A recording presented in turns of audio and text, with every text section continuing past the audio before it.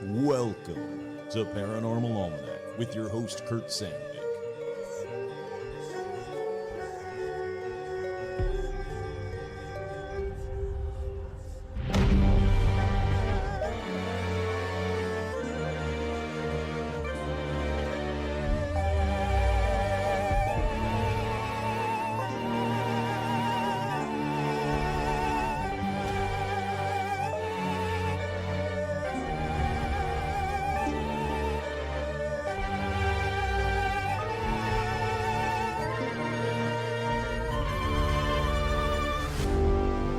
Hey, howdy, hi, and welcome to another edition of Paranormal Almanac. That's right, I'm your host, Kurt Sandvik, and on this edition, let's talk about rabbit holes. But first, as always, let's do some shout-outs to the patrons. Head on over to patreon.com/paranormalalmanac for more Paranormal Almanac.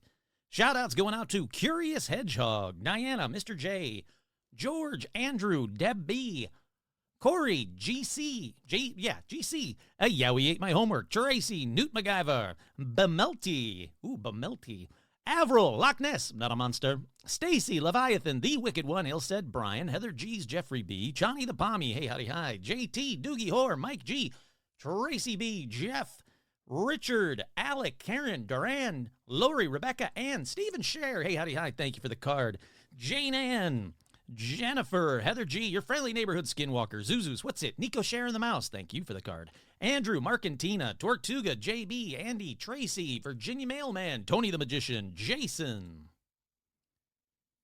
Vicky, Crow, Libido Works, Isabel, Jen, Amber, Tracy, Kelly Jo, Kick-Ass, Magic, Robot Webcomic, Sandy, Paige, Couch, Scott, Andrea, Melody, Vanessa, Becca, Jake, Charlotte, and the Beasties, If I Was the Devil, Elizabeth, Sherry, Art Muffin, Tim, East Clintwood, ooh, almost got it, Kenneth, Alexandra, George Benson, Zozo the Demon, Hayden, Cindy, Ashley, Robin, Will, Lauren, Russell, Isabel, Audra, Dorian, hey, howdy, hi, buddy, Cindy, Paula, Jerry, Jeff T, Joe, Lawrence, Melissa, the Lawrence Strawn, hey, howdy, hi, Veronica, Autumn, Carolyn, and Ashley, Todd, Jamie, and Elijah Hendrickson, Dan, Laura Pitts, and the one, the only, Gamer Fan. With two special shout-outs, as always, to Joe Teague and to my boy Stitch. Like I said, head on over to patreon.com. There's going to be more clom. I don't know. See what happens when you do that. Head on over to patreon.com for even more Paranormal Almanac. But I'm going to keep on I got a lot to get to, so I'm going to keep this train moving real quick. So let's get right into paranormal news.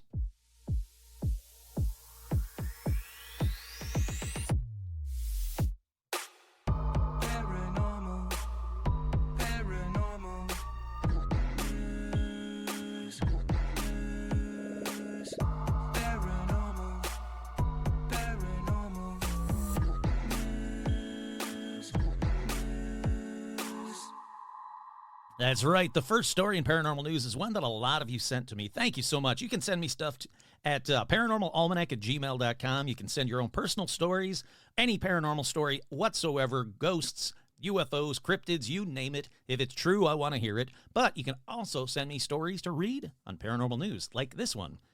There is one of the most haunted houses in America up for sale currently right now. It's 4 West Broadway, Gardner, Massachusetts. It is up for sale for $1.2 million. And I got to say, it's gorgeous. It seems to be worth $1.2 million. I can't get over this house. I've been looking at it left, right, and center every every chance I get. It is gorgeous. Well, 4 West Broadway, Gardner, Massachusetts, is the S.K. Pearson Mansion. It is ranked the 2nd most haunted home in New England and the 9th in the United States. The legendary 7-bed, 3.5-bath Victorian masterpiece spans 3 full floors of, quote, historic grandeur and chilling intrigue, famed for its paranormal activity and globally recognized by ghost hunters, history buffs, and thrill seekers alike. This property is the ultimate opportunity to create a destination Airbnb, boutique B&B, and or unforgettable event location. Yeah, I gotta say, absolutely gorgeous. If you get a chance, check it out. Once again, it's 4 West Broadway, Gardner, Massachusetts, 01440, up for sale for $1.2 It looks gorgeous. It's painted up like it's like gray and maroon. Very, I mean, it's better than, but very Norman Bates house-ish. It is gorgeous, and I mean that in the best possible way. Up next in paranormal news, a lot of websites are posting about this one. A lot of news sites are posting about this one. Well, I'll read it to you, then I'll give you my thoughts on it. CIA files about aliens attacking Soviet forces goes viral. A declassified CIA report about an alleged UFO attack on Soviet soldiers in the dying days of the USSR has gone viral after being posted to the agency's website. Now, the document is a single-page summary of a newspaper article from, quote, Canadian Weekly World News. That right there is your first clue that this isn't going to be real. And the Ukrainian paper, Holos Ukrainian, dating back to March 1993, which describes a hostile encounter between the Russian army and a flying saucer that is said to have taken place in 1989 or 1990. Now, the story headlined Cosmic Revenge in the Ukrainian source and said to derive from an extensive 250-page KGB file, complete with witness testimony and documentary photographs, recounts how 25 Soviet troops were participating in training drills when a, quote, low-flying spaceship in the shape of a saucer passed over their base in Siberia. Now, the sighting prompted the men to react for, quote, unknown reasons. Kurt here, not unknown. A flying saucer just flew over pretty low. But they launched surface-to-air missiles at the craft, which they successfully brought down. 5 short humanoids with, quote, large heads and large black eyes emerged from the wreckage before fusing together into a single object, a spherical shape that emitted a sinister buzzing sound. The sphere then burst into an explosion of brilliant white light, leaving 23 of the men turned into stone poles, while the remaining 2, shielded from the blast by virtue of being stood in the shade, escaped unharmed. The bodies of the victims were reportedly recovered by the Red Army and taken to a secret research laboratory outside Moscow, where it was discovered that their molecular structure is now identical to that of limestone, with the light that petrified them attributed to a source of energy not currently known to humanity. Gee, you think so? If the KGB file corresponds to reality, this is an extremely menacing case. The aliens possess such weapons and technology that they go beyond all assumptions. They can stand up for themselves if attacked. Ex-CIA agent Mike Baker, for one, has expressed skepticism over the encounter, which reads like a scene from a pulp science fiction novel or a 1950s B movie. If there was an incident, regardless of the nature of the incident, I suspect that the actual report doesn't look much like what has now come out from 5 or 6 or 7 iterations what originally was written. I'm sure there's something out there. I just don't think that they landed decades ago, turned Soviet soldiers into limestone, and we're just now hearing about it. I don't think that's the case. Kurt here. All right. So I looked into this one. I went down this rabbit hole, connecting it to this episode. I went down this rabbit hole. I can't find anything other than that Canadian Weekly World News article, which, if you guys don't remember, Weekly World News, fantastic newspaper magazine, used to be able to get in like supermarkets and stuff. All made up, but absolutely fantastic. I loved reading them. I loved going and buying them. But sadly, not a lot of truth to them. But make up your own mind. All righty, up next, paranormal news. Astronomers detect a possible signature of life on a distant planet. That's about all you need to know, really. The planet is called K2-18b. It orbits a star 120 light years away, and it is showing signs of the signatures of life. So there is I'm going to skip all the bulk of the article. There's a lot of science to it, but essentially what they found has the basic building blocks or signatures of life that they've been looking for, and this planet has it. So, yeah, there we go. A possible location for life in the universe. All righty, up next in paranormal news. This is a quick paranormal shout-out. It's 2025 Haunted Riverboat Tours. Join the Upper Peninsula Paranormal Research Society's Tim Ellis and Brad Blair for a spine-chilling evening on the Lower St. Mary's River.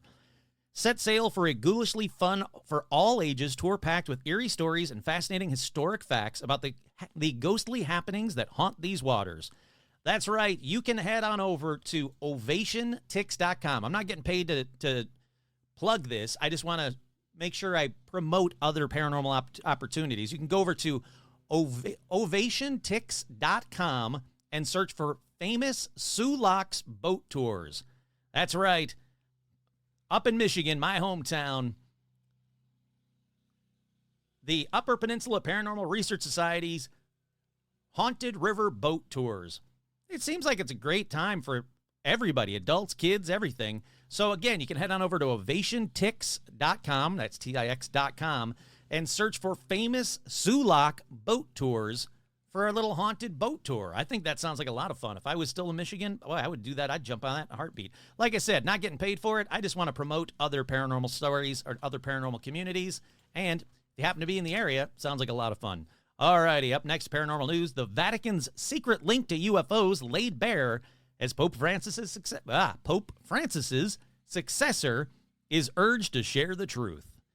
Again, there's not a lot more that needs to be told about this article. They're just saying that it seems now is as good a time as ever for the Vatican to step up and tell us what they know about the UFOs, what they have on file about UFOs. And, yeah, I mean, I think it is the perfect time. It's 2025. We're getting a new pope.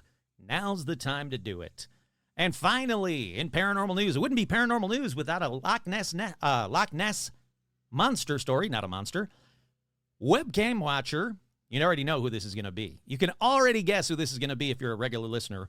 Webcam watcher spots two monsters surfacing at Loch Ness. That's right.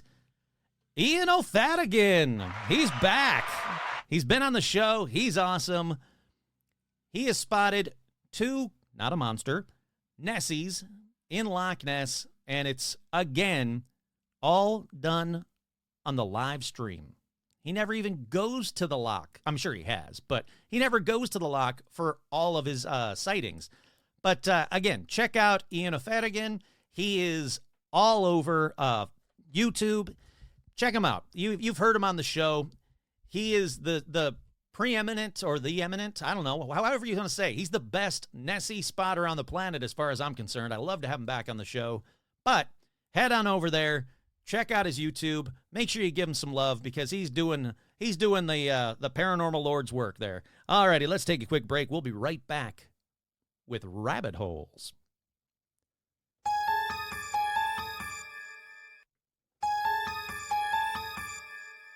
We are back. That's right. I wanted to get right into this one. There's a lot to get to. I figured since I keep going down rabbit holes while researching topics for previous episodes, why don't I just talk about rabbit holes? I guarantee every one of you has gone down some kind of rabbit hole for no apparent reason, probably late at night when you can't sleep, if you're like me. But let's focus on the rabbit holes that are fringe or paranormal or just plain, what the hell? And trust me, I said that a lot on the rabbit holes I'm about to talk about in this episode. And yes, I know I've talked about rabbit holes before, like, birds aren't real, or Finland isn't real, or the Titanic didn't really sink, or the Titanic did sink, but it was insurance fraud. Look, if you haven't heard those, I highly recommend to listen to my previous conspiracy theories episodes, because that's the time where I typically went down rabbit holes, were for those conspiracy theories. But I figured let's have some fun. Let's go down some rabbit holes together, starting with a weird one that, again, one of the fans just posted on the Facebook fan page, and I was like, holy crap, I'm literally going down that rabbit hole right now for this next episode, and I figured why not start with it? Since you guys brought it up in the Facebook fan page, head on over to facebook.com/Paranormal Almanac. I don't know, look for the Facebook fan page. It's easy to find. It's a great group of people. Everybody's having fun. But this story was posted on there, and it blew my mind because I was just going down this rabbit hole. It's about Mountain Dew. Don't worry, Mountain Dew is real. But is Mountain Dew a harbinger of doom? Well, the Mountain Dew conspiracy is this. Every time that Mountain Dew makes a big new Mountain Dew flavor, exclusive flavor, it correlates with an upcoming event. Typically horrible events. Need some examples? I figured you would. Well, okay, how about this? Let's start with Mountain Dew Star Spangled Splash. No particular order here. Let's go with Mountain Dew Star Spangled Splash. It was released in the weeks leading up to a cargo ship toppling off of the Francis Scott Key Bridge in Baltimore. Francis Scott Key, for all international listeners, is best known for writing The Star-Spangled Banner. I should have dun there. It's all right. There's going to be a lot of duns here in a minute. Coincidence? Well, let's keep going. Let's pick another one at random. How about Pitch Black? That's right. It was released in 2023 when we had the biggest IT blackout of all time. Then, or how about this? Or some people think the Pitch Black event was WWE superstar Bray Wyatt dying because Bray Wyatt's last match was Mountain Dew's Pitch Black match, and then he dies a few months later. All right, I'll be honest. I had no clue about Bray Wyatt. Sorry, Bray Wyatt. I have no clue about Bray Wyatt. In fact, I had to go down that rabbit hole. Then there was Code Red. It came out in 2001, just before 9/11. So a lot of these are very specific, like Star-Spangled Splash, Star-Spangled Banner. Pitch Black, we had a blackout. Code Red, I get it. There's some form of Code Red when the towers were, fell. But how about this one? Maui Burst. It came out in 2019. So what happened in 2019? Oh, I don't know. How about the Maui Fires? Dun. What's the next new flavor? It's called Baja Midnight. I don't know what does that mean? What's going to happen? Well, you know what? I'll get to that in a little bit. So first of all, is this true? Well, yes and no. When I went down this rabbit hole, there are a lot that do connect. But there's also some that are kind of, you really got to forget the facts about, reality for it to connect. For example, Pitch Black. It first came out in 2004. Then again in 2005, 2001, 2015, 2016, 2019. Then again in 2021. And then it got its release in 2023, which was linked to the possibly 2024 CrowdStrike outage that we talked about. I couldn't find major blackout events in those other years. The 2005, 15, 16, 2019, 2004. None of those. So, yeah, I guess if you forget about the fact that Pitch Black came out numerous times, numerous years, sure, the Mountain Dew conspiracy connects to 1 year. Then I looked up Maui Burst. Maui Burst first came out in 2019, not in 2023 that a lot of people connect it to when the Maui fires happened. But get this. Maui fires did happen in 2019 and in 2023. So that one could connect twice. Both times they've brought it out, Maui happens to catch on major fire. Code Red, that's an easy one. It definitely lines up with the 9/11 timeline. That one is scarily accurate. But then people started connecting weird dots online. That the rabbit holes, when I went down these rabbit holes, people are like, it's just not these exclusive flavors and what's happening with the exclusive flavors. No. Get this. DEW, D-E-W, also stands for Direct Energy Weapon. I'm like, okay, that's terrifying. Do they have, every time a Mountain Dew flavor comes out, there is supposed direct energy weapon, which has not been proven to exist as far as I know. Maybe it has. It probably exists. But what connection does that have? No idea. No idea. But again, let's go back. Oh, I apologize. I wanted to go back to the newest flavor. I'm wrong. It's not Baja Midnight. I apologize. It is actually Purple Thunder. That is the newest flavor. So Purple Thunder, place your bets now. What major event will connect with Purple Thunder? I have no idea, but, now's the time. If you got one, write in to paranormalalmanac@gmail.com, or if an event happens after Purple Thunder comes out that you think connects to it, I definitely want to hear. I want to know what it, what it connects to.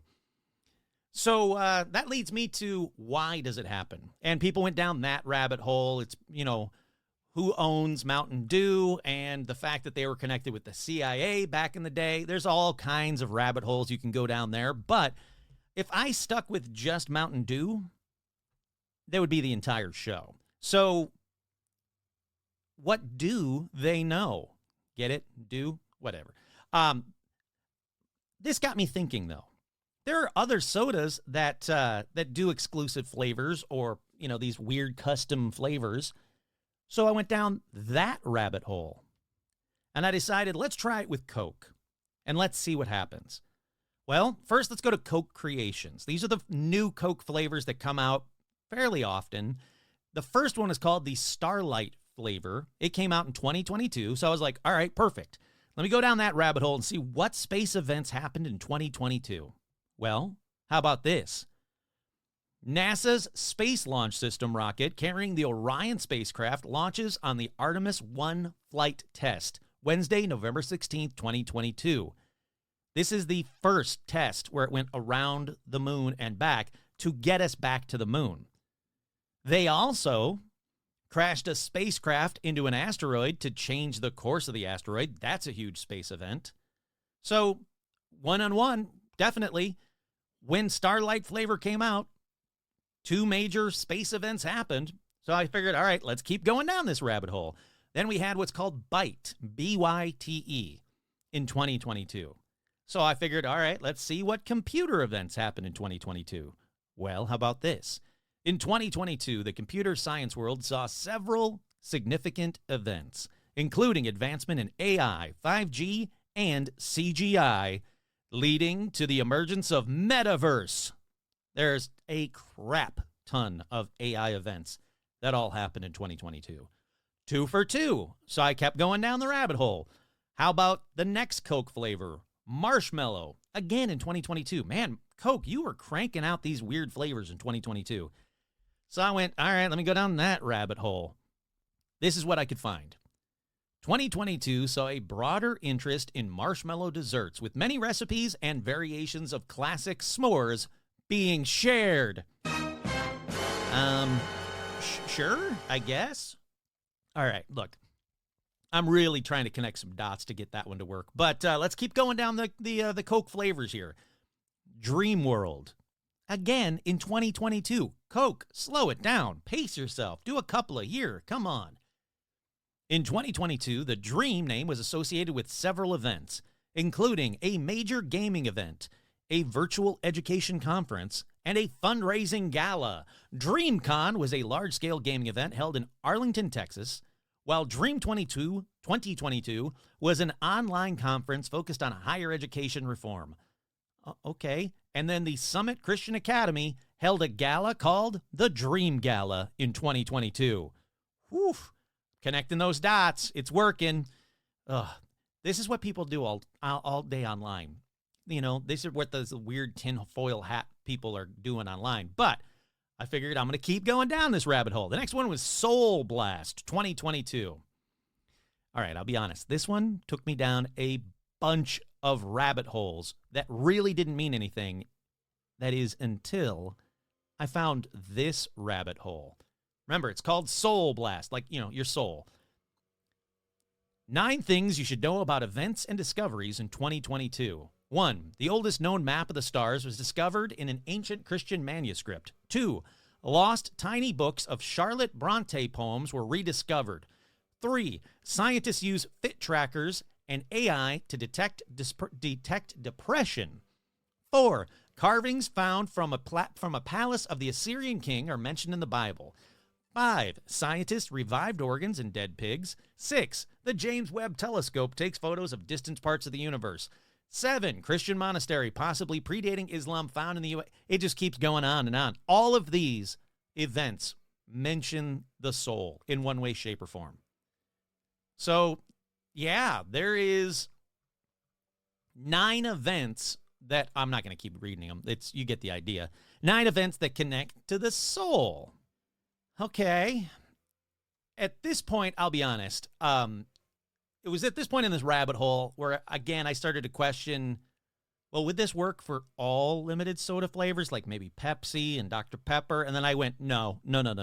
I do not have the time in my life to continue down this particular rabbit hole. So I leave it to you.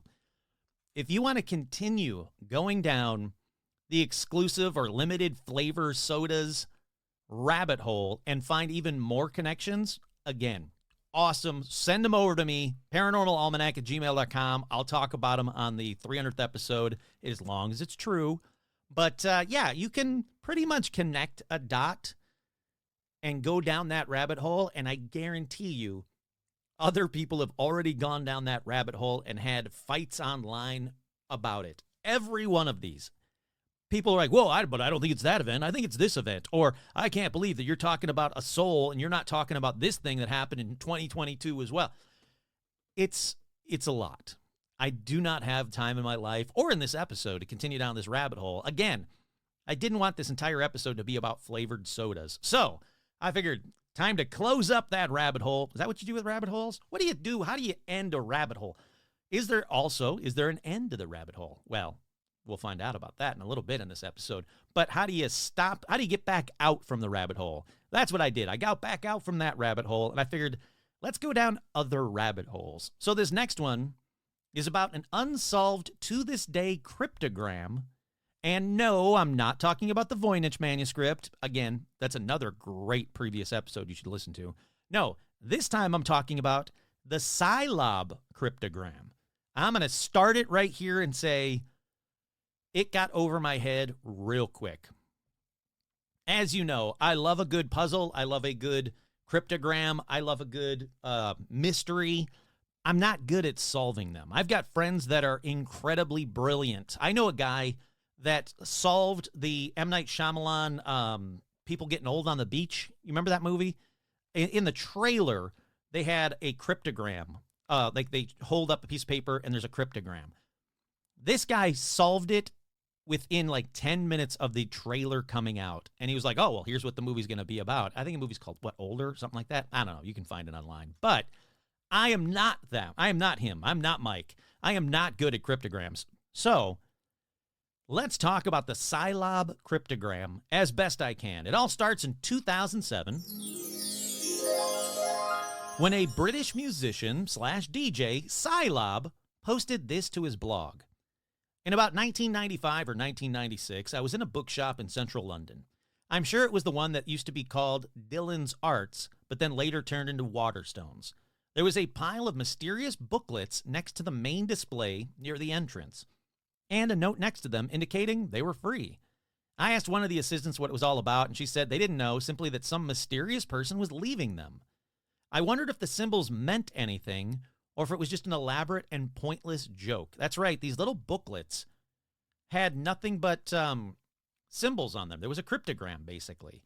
So he then posts some of the screenshots of the cryptogram, and honestly, to this day, people have not solved them. There are a lot of rabbit holes that you can go down for the Scilab cryptogram, and people have spent a hell of a lot of time going down these rabbit holes. It is crazy cool. I love it. Look, I love, like, Then's Treasure had stuff like this. The New Treasure, what's it called? The Secret, that has stuff like this. It seems like there's always a cryptogram with these real-life treasure hunts. And I'm not saying that this is a real-life treasure hunt, although some people did go down that rabbit hole about Scilab cryptogram possibly being some form of treasure hunt. But let me get into what it's actually like. The Scilab cryptogram mainly consists of rectangular symbols. The booklet doesn't contain any letters or numbers, not even page numbers. There are 24 different symbols that appear in the cryptogram. It is consistent with a MASC encrypted English text. So what do people think it is? Well, again, it depends on what rabbit hole you go down. There's a lot of people that think it might be a board game. It seems more people think it's a computer game. There's a lot of people that think it is a scavenger hunt or a treasure hunt. Some people think it might be an adventure game, but to this date, no board games or video games match up with these 24 weird rectangular symbols. Now, other people online notated that similar geometrical sequences are used in intelligence tests. And that is true. It may be like a CIA program to find code breakers or code solvers. And if you can decipher it, they'll give you a job. And that one is the one that I immediately globbed onto because that's what I thought of instantly. I've talked about it briefly on previous episodes, but there is a thing called Kryptos. It's a sculpture. It's located on the grounds of the CIA headquarters in Langley, Virginia. It was installed or built or whatever you want to call it in 1990 by James Sanborn. And it's 1,800 characters, all containing encrypted messages. All right. Remember, it's been installed, whatever you want to call it, in 1990. Only 3 of these encrypted messages have been solved since it's been built, since it's been made. There is still a 4th section at the bottom consisting of 97 or 98 characters that remains uncracked, which led me back down that rabbit hole. And I wanted to see how people were doing with Kryptos, and there are a crap ton of rabbit holes. Very cool, way over my head. I couldn't solve them if you paid me, obviously. I don't get how people do this. I do not get how people can look at a bunch of random things and go, oh, I get it. That's supposed to be an N. That's supposed to be an A. And they just crack these things. So I do think that there is a very good possibility it is a CIA program. Sure, it's in London, but that doesn't mean anything. They'll put them all out all over the world.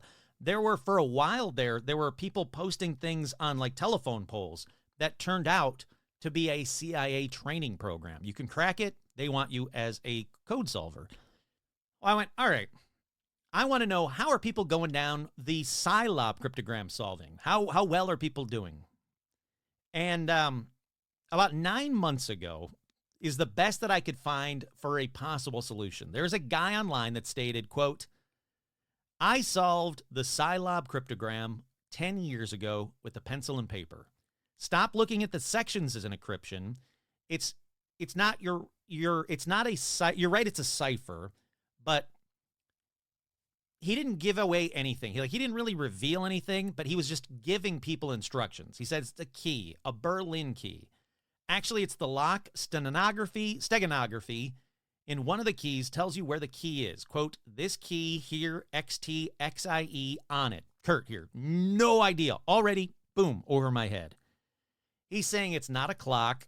He's saying that the lock tells you the key 4 is a lock in disguise. K3 was solved by spinning and changing the call. I mean, he just goes down and gives you, this is what I did, and this is how I did it. It has Peking polygons, whatever the hell they are. It's got a 7x4 grid.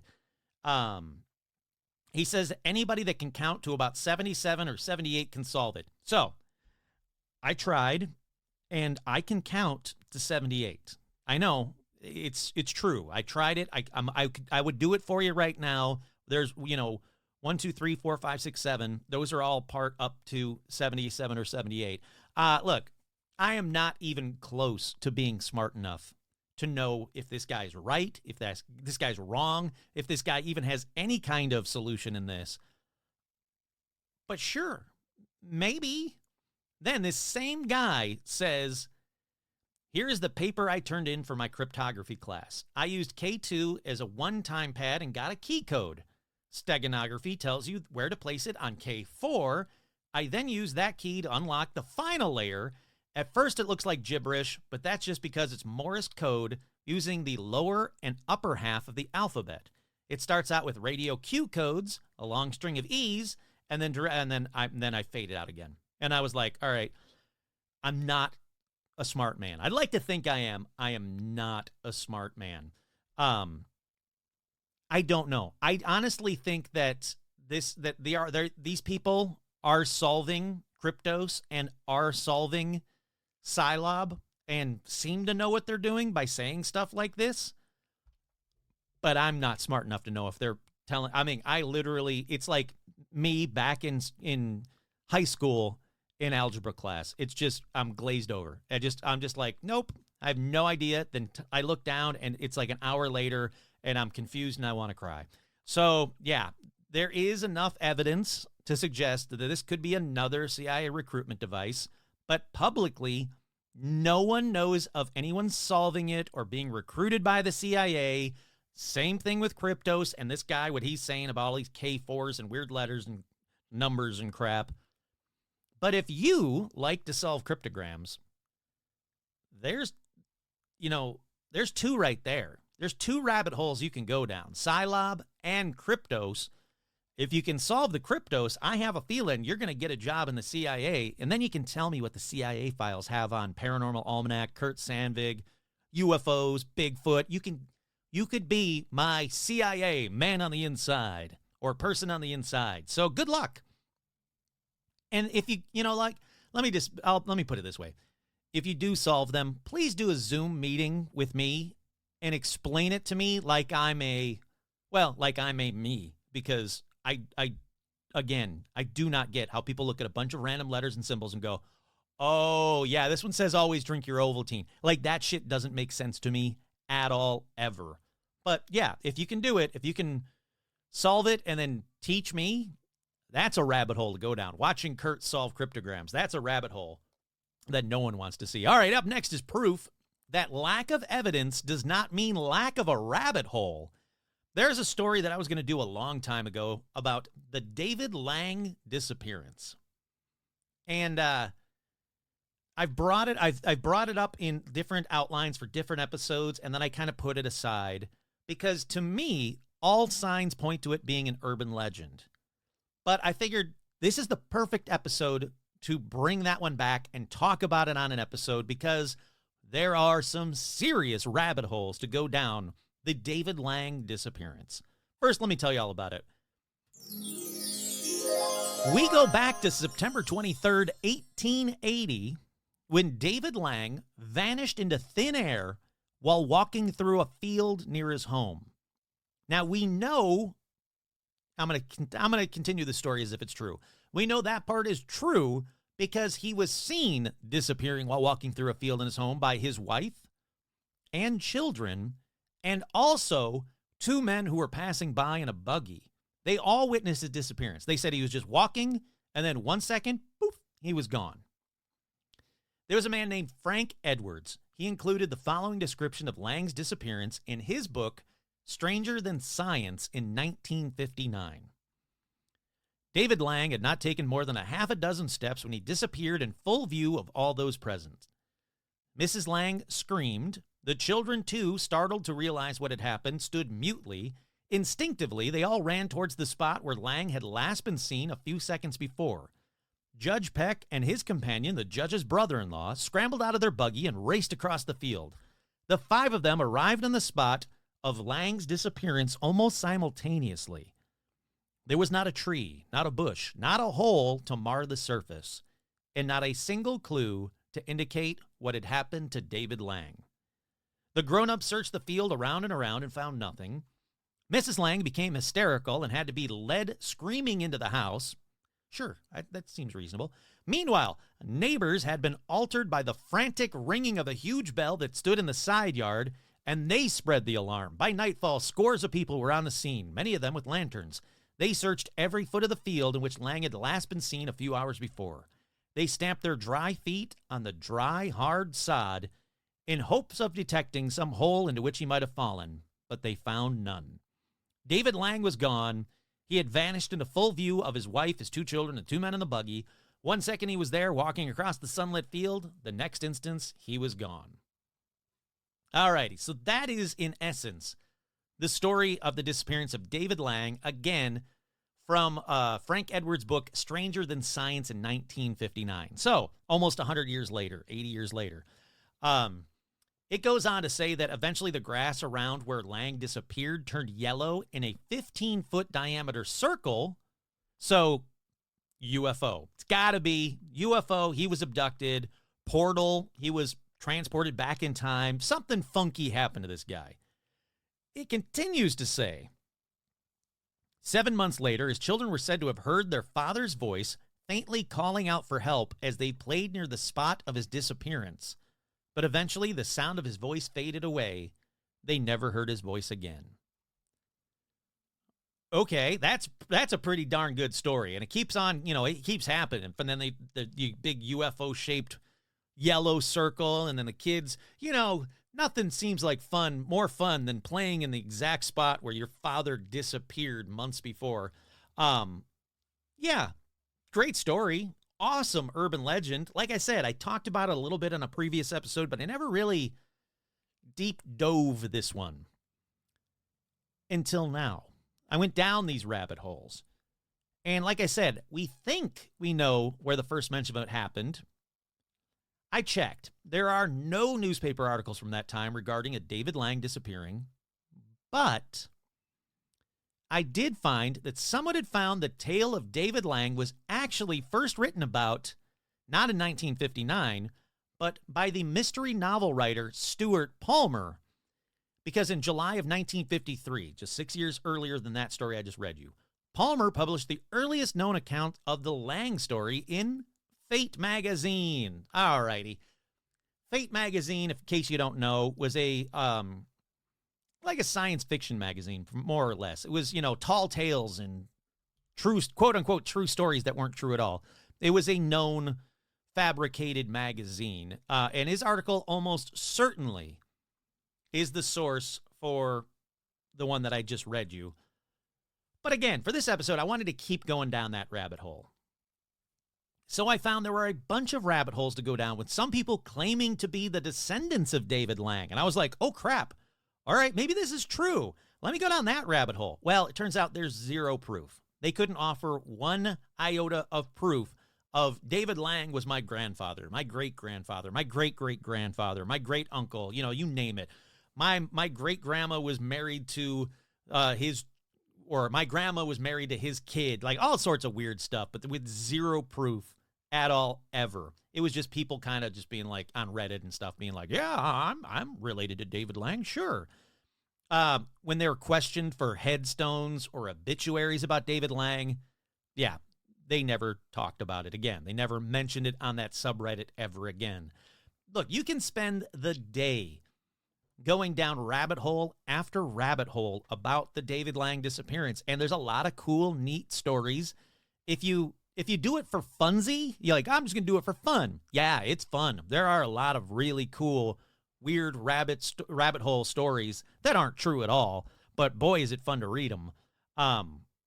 But again, like I said, it's most certainly made up. We know where it initially came from. There's nothing in the newspapers historically to say that this incident ever happened. There's no obituaries. There's no headstones. There's no nothing.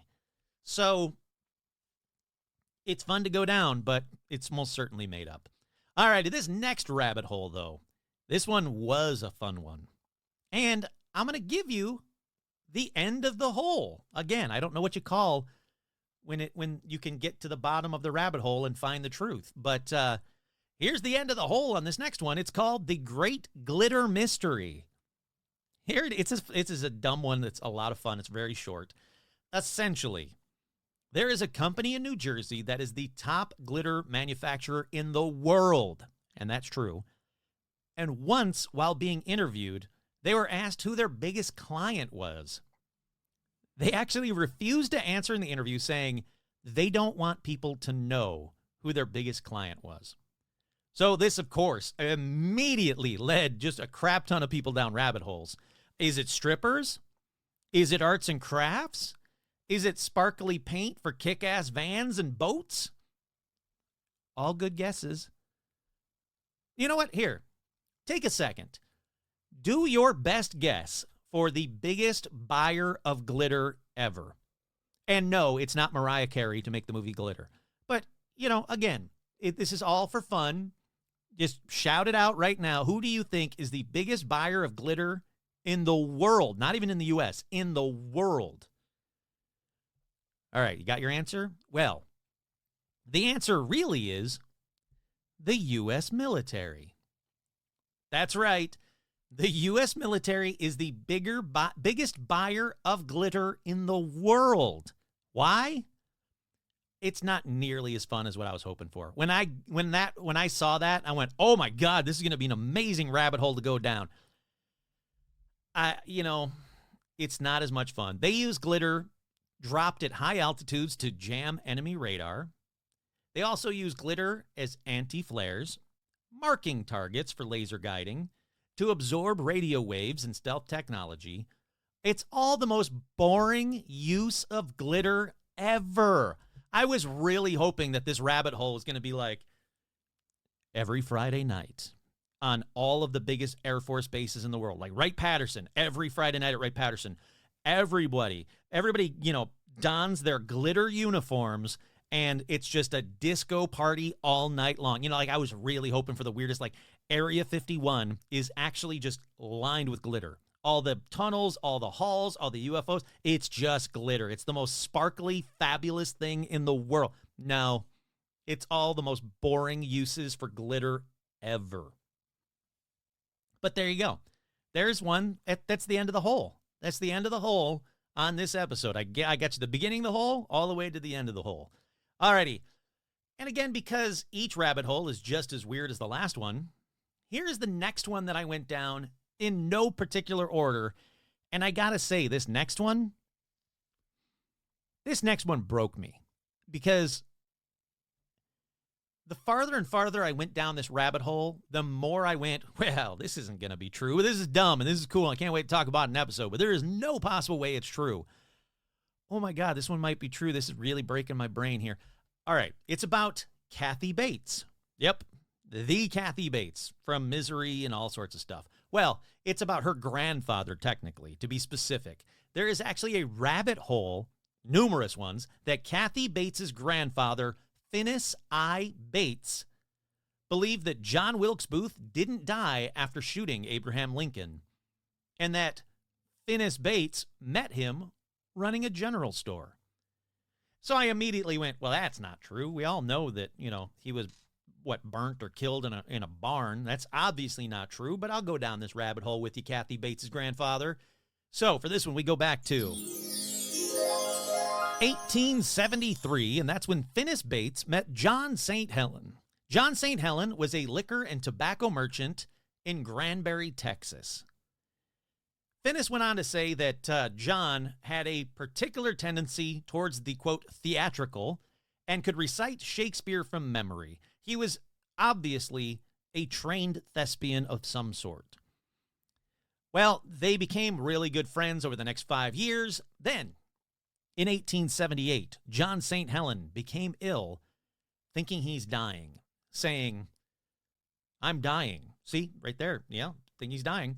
My name is John Wilkes Booth, and I am the assassin of President Lincoln. Get the picture of myself from under the pillow. I leave it with you for my future identification, Finis. Notify my brother Edwin Booth of New York City. So Finis is like, holy crap. One of my best friends. I've known him for 5 years. Sure, thought he was an actor, but turns out he's John Wilkes Booth. What? But John St. Helen didn't die. Nope, he recovered. And when Finis asked him, hey, you remember on your deathbed when you said you're John Wilkes Booth? What the crap was that? He said, I was the leader of the leader of the conspiracy to assassinate Lincoln was Vice President Andrew Johnson. He also said the identity of the man mortally wounded in the Garrett tobacco barn by Thomas H. Boston Corbett was not John Wilkes Booth, was not himself, was a plantation overseer by the name of Ruddy St. Helen. No, I'm sorry, it was by the name of Ruddy.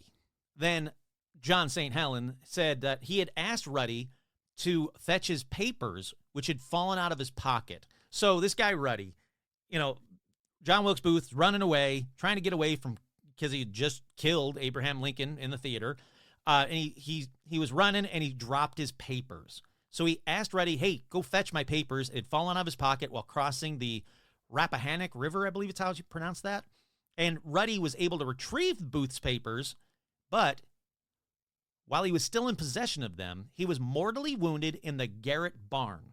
So people like, boom, we killed John Wilkes Booth. The barn was on fire. They went in there and yep, that's John Wilkes Booth. Yay, we killed him. Huzzah. But that wasn't John Wilkes Booth. That was Ruddy. Then John St. Helen went on to explain that all the bridges out of Washington were closed after nightfall and heavily guarded. But John Wilkes Booth had been given a password that allowed him to cross one of these bridges.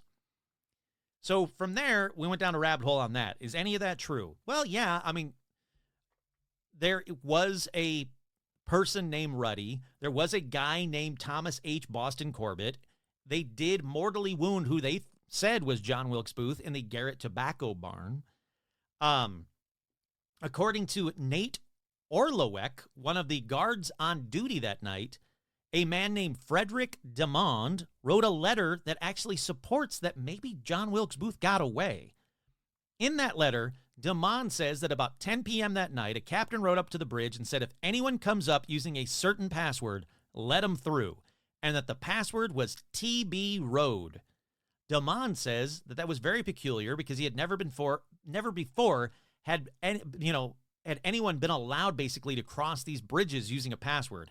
If they came through and shut down the area, nobody got out of that area. But that night, that password TB Road was given to him, and he said someone came by, rode by with that password, and they let him through.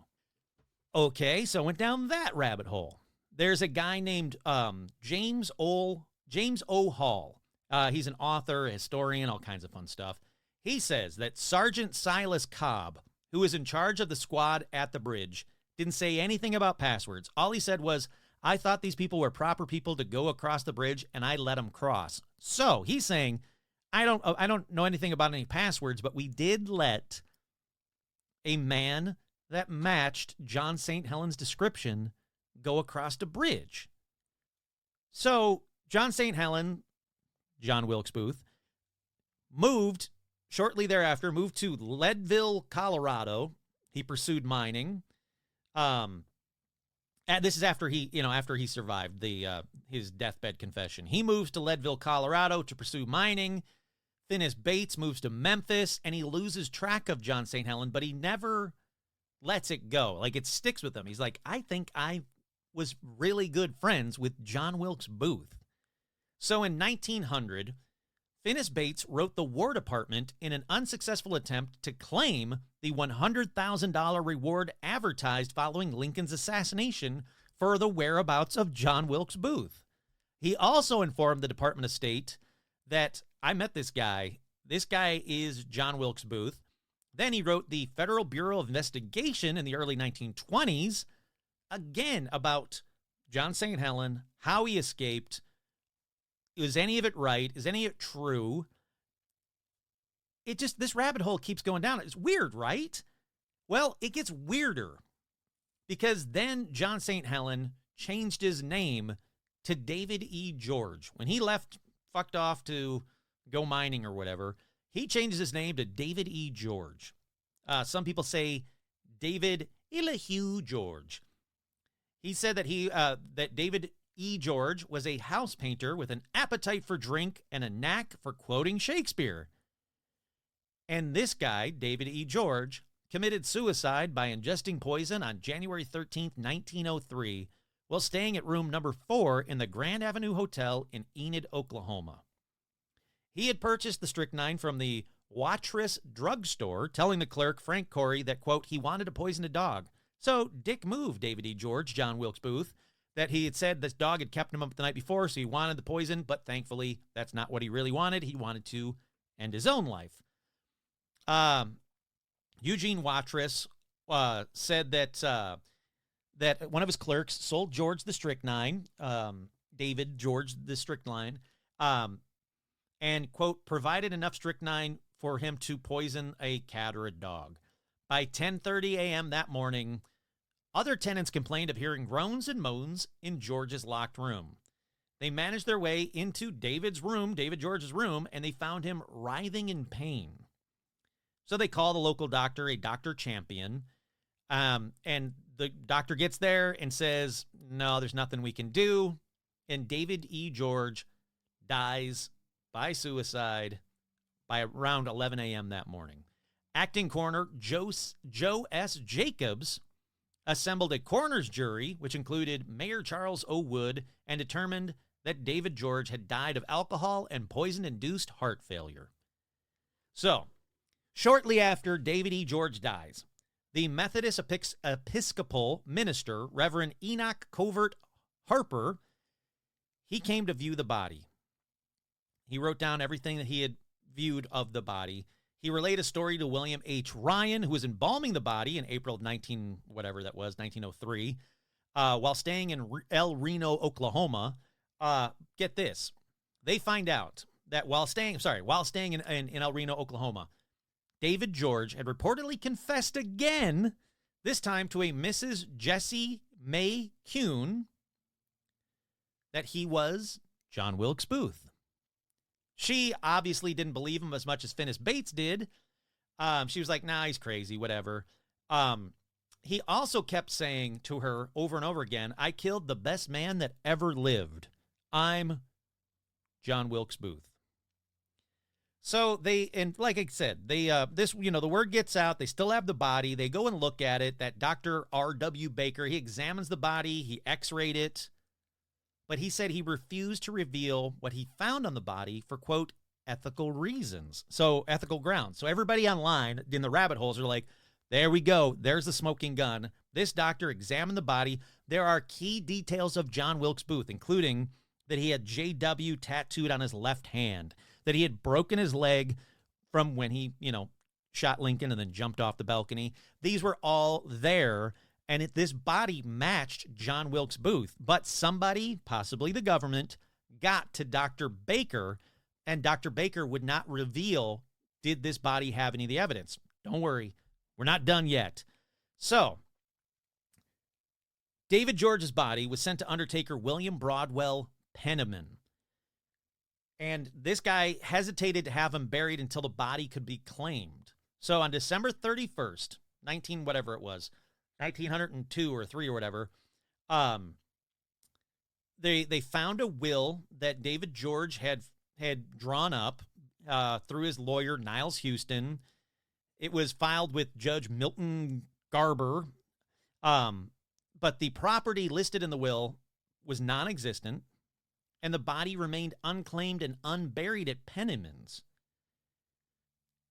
How long? Well, that arsenic embalmed body, they didn't even have to embalm it because of the arsenic that he ingested, or the strychnine or whatever it was that he ingested. It sat there for 8 years on display at Penniman's establishment. Penniman had actually tied the body to a chair, opened its eyes, and placed a newspaper in its lap, creating a spectacle for the passerbyers in Enid. How messed up is that? Right? That right there, like, you can't just put somebody's body on display because it's self-embalmed and it possibly might be John Wilkes Booth, but you did it because it's a weird thing and people would come by and look at it. There was a guy that says name was Marquis James. I wondered if that was true. So I went down that rabbit hole. Turns out that was true. This guy, Marquis James, said as a young boy, he led dime tours into the funeral home to, quote, view the mummified body where it lay on a shelf. According to Penniman, 10,000 people viewed George's body during its time in Enid, including a few who clipped hair, buttons, and one even attempted to remove his ear. This is a messed up time. I get it. TV wasn't invented yet. People were bored, but okay.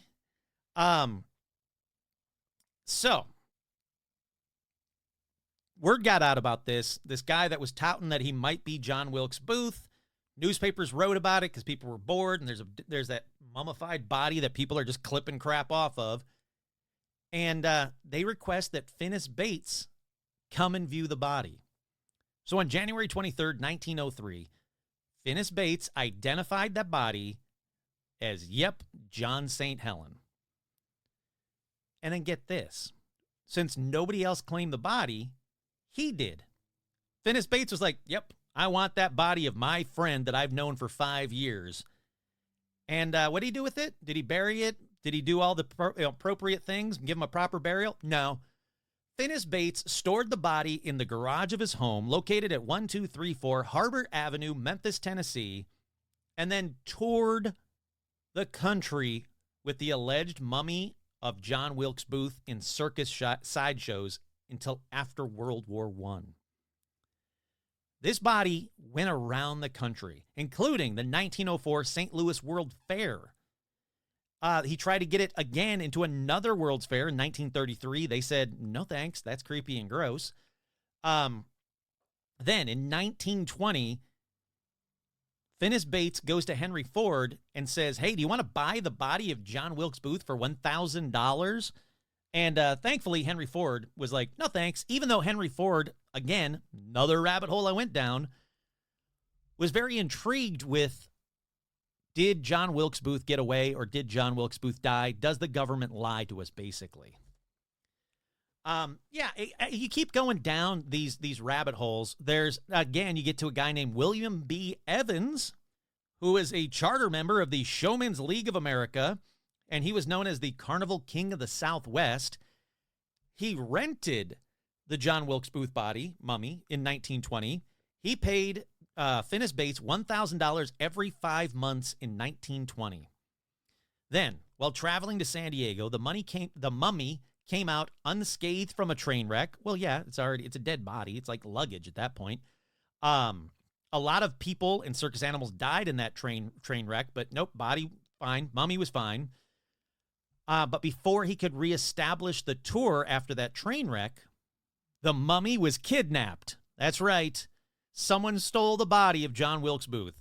This guy, William Evans, ran ads in the billboard offering a $1,000 reward for its return.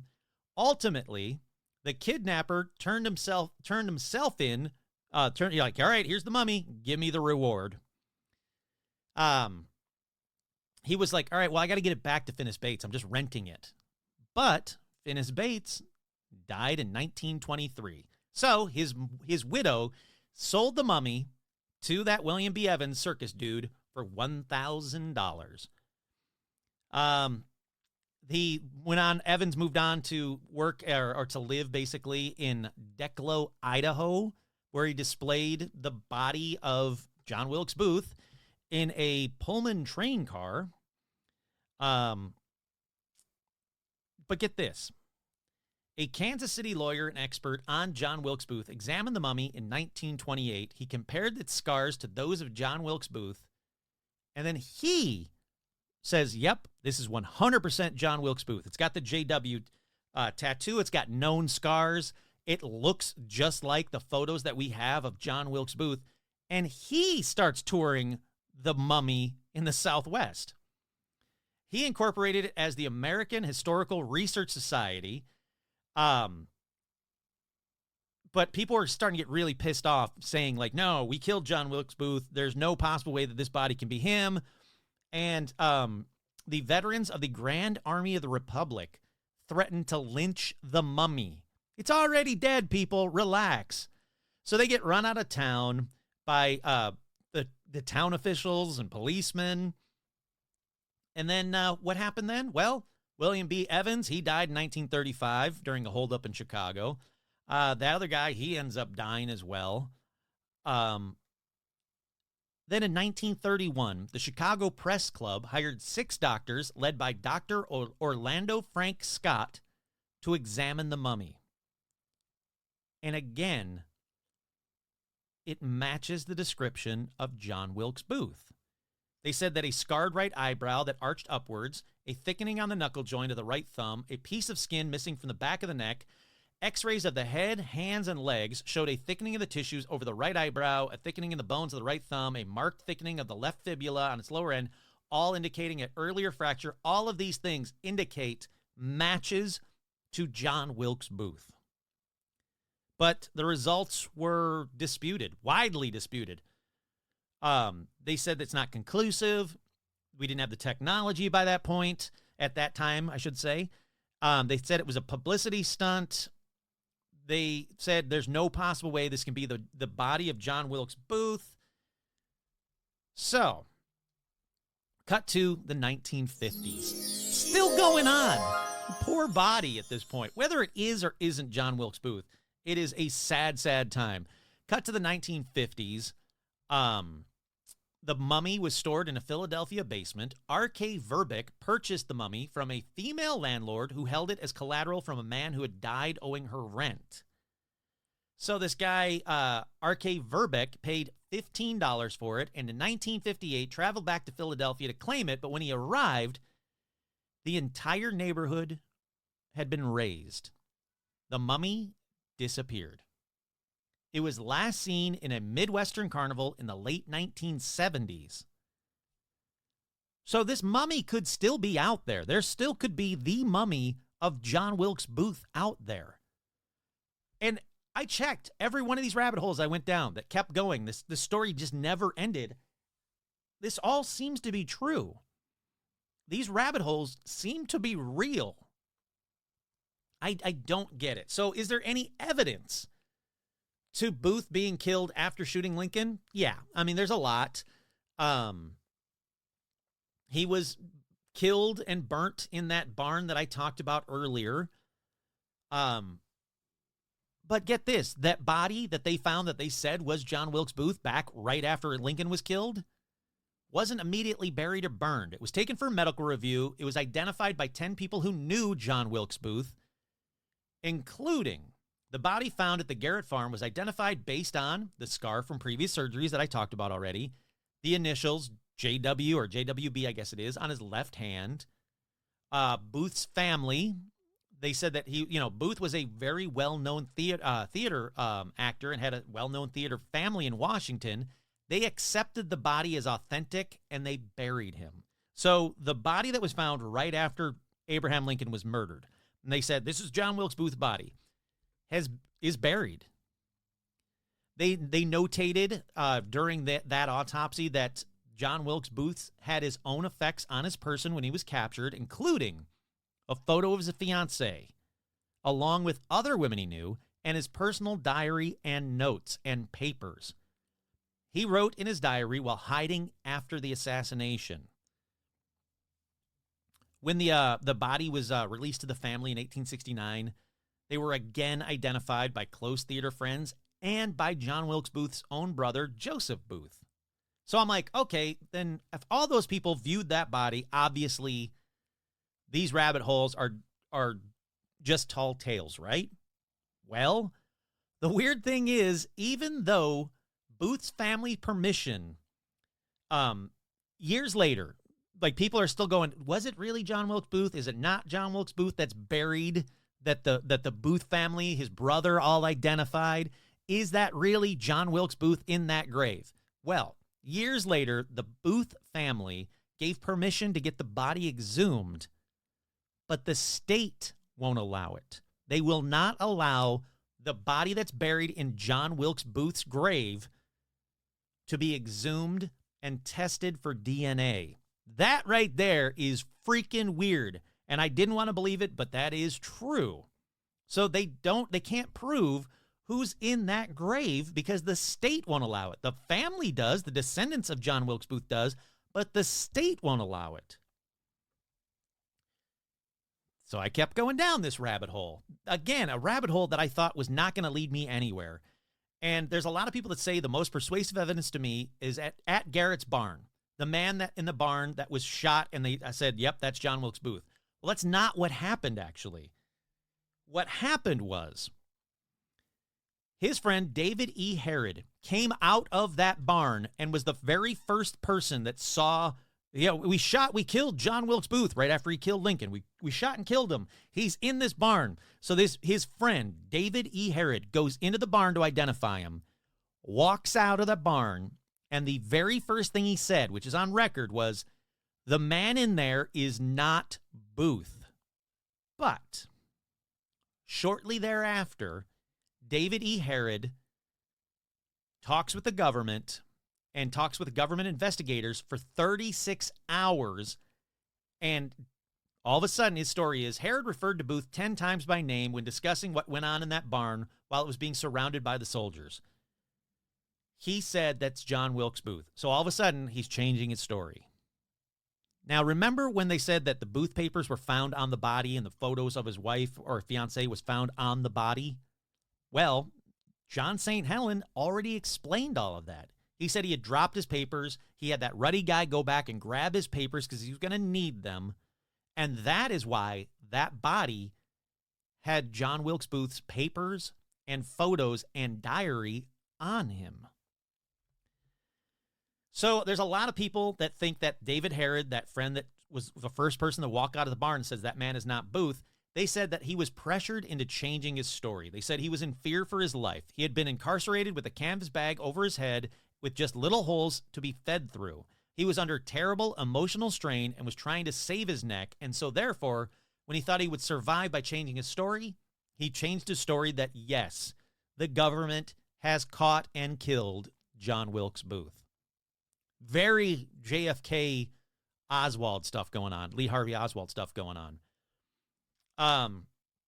Other eyewitnesses at that time said that the man that was killed at Garrett's farm was not John Wilkes Booth, including Lieutenant William C. Allen, who worked for the United States Secret Service, or whatever the Secret Service was, in 1865, said, in August of 1937, his widow, Mrs. Helen Allen, told a journalist that her husband had told her he saw the man at Garrett's farm who had been killed, and that man had red hair.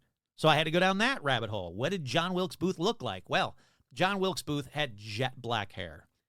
She goes on to say that the government knew that that man was not Booth, but they were determined to foist this man on the nation as Booth, and that is why it was the quickest, like, from assassination to apprehension to killing of the assassin. Then, other eyewitness testimony about the red-haired man in the barn was supported by two other Union soldiers, Joseph Zidgen and Wilson Kenzie. They were both friends with Booth in New Orleans. They said Kenzie was a quartermaster and was free to go where he wanted, basically within military lines. So he went with Zidgen to Garrett's barn because he had an interest in what was going to happen to Booth. In 1922, when he was 77 years old, Kenzie said what he saw at Garrett's farm in a sworn affidavit. As I wrote up, Joe Zidgen called me, come here, Sergeant. This ain't John Wilkes Booth at all. I could see the color of his hair. I knew at once it wasn't he. His body was exposed and he had no injured leg. It keeps going. 6 physicians recorded their findings in an affidavit as well, all from the examination of that body found in Garrett's farm. He said the officers told him there will be dire consequences for anyone who tells the truth. The military really meant business. They were not going to risk their lives to just tell the truth. They said that a government autopsy was performed by a physician who was acquainted with Booth. Dr. John F. May was a Washington surgeon who removed a tumor from the back of Booth's neck a few months before the assassination in 1865. Remember, the mummy had that piece cut out the back of his neck? That's why. His statement is now in the National Archives. Like all the government records on this case, it was held secret for 70 years. Dr. May was also pressured into lying. John Frederick May wanted to tell the truth, and he recognized that this was not Booth. But it was made pretty clear to him that very early on that this better be Booth. That's what the military kept telling him. So we have the curious affidavit, which starts out saying, I'm sure this is Booth, and then goes on to say, but it doesn't look like Booth, but it certainly must be Booth. Signed, John Frederick May. That was his letter to say that they had caught the right John Wilkes Booth, and John Wilkes Booth was dead. It's insane to me that this isn't a bigger story. Like, how did I not ever hear about this until I wanted to do rabbit hole episodes? Why isn't this a story that's on, like, unsolved mysteries and crap like that? They said that the government had really believed that the body was Booth's. They would have had the government really believed that the body was Booth's, they would have taken pictures of it. They would have had many, many hundreds of people identify it, but the War Department didn't do that. The government knew that this was not Booth. I'm not done yet. This keeps on. This rabbit hole is deep, people. In 1931, 6 Chicago physicians examined the mummified body of John St. Helen, or George, whatever his name was, and recorded their findings in an affidavit. They specifically notated a scarred right eyebrow, a crushed right thumb, and a broken left leg. John Wilkes Booth is known to have had all 3 of these characteristics.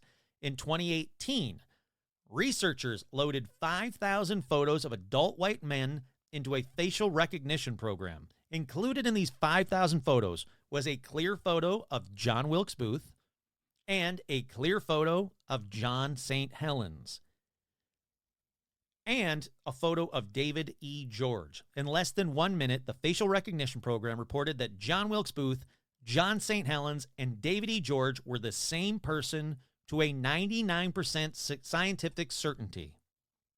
That's insane to me. Absolutely insane to me. Then I keep going, and I find this. Testimonials that Booth was not killed at the Garrett barn. This rabbit hole just keeps on giving, man. W.P. Campbell of the Oklahoma Historical Society received the following letter written by John A. Hopkins, Jr. of Winchester, Kentucky. My father, the late John A. Hopkins, served in Stonewall Jackson's division of Lee's army. He was wounded at Appomattox and paroled after Lee surrendered. But before he went to his home in Virginia, he spent several days at the home of Mr. Garrett. He has told me many times that old man Garrett told him that the man killed in the building on his farm was not Booth. Garrett said the army troops surrounded his premises and began a siege. They set fire to the barn and shot the poor man by the glare of the fire. It was a cowardly murder, and it was done in the hopes of passing the body off for that of Booth and getting the reward. There's more. John Stevenson was a friend of Booth. After Booth's death at Garrett Farm, Stevenson wrote in his diary that he asked Booth's widow, Isola, to run away with him.